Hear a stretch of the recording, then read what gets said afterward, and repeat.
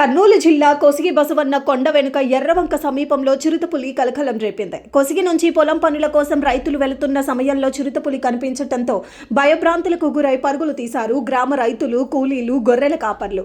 స్థానికులు పోలీసులకు సమాచారం ఇవ్వడంతో హుటాహుటిన సంఘటనా స్థలానికి చేరుకున్నారు పోలీసులు. ఎర్రవంకలో అనారోగ్యంతో నడవలేని స్థితిలో పడిపోయింది చిరుతపులి. ఆ చిరుతపులిని ఎవరన్నా కాపుగాసి కొట్టారా లేక అనారోగ్యంతో పడిపోయిందా అని విచారిస్తున్నారు అధికారులు. ఈ చిరుతపులి గతంలో గొర్రెలు, మేకలు, పశువులు, కోతులను చంపి తిన్నట్లు స్థానికులు తెలిపారు. అనారోగ్యంతో బాధపడుతున్న చిరుతపులిని చూసేందుకు తండోపతండాలుగా వచ్చిన గ్రామస్తులు అక్కడికి చేరుకున్నారు. ఈ చిరుతపులి గురించి ఫారెస్ట్ అధికారులకు సమాచారం అందించారు కొసిగి ఎస్ఐ. ఫారెస్ట్ అధికారులు సంఘటనా స్థలానికి చేరుకొని చిరుతపులి పరిస్థితిని తెలుసుకుని బంధించారు అధికారులు.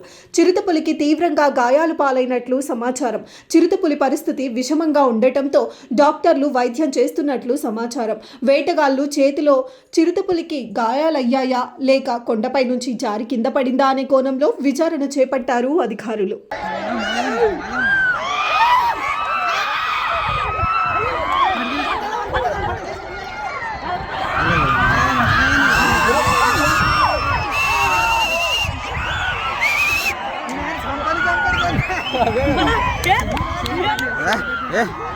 అయ్యన్నగా తొడగొడతాడలే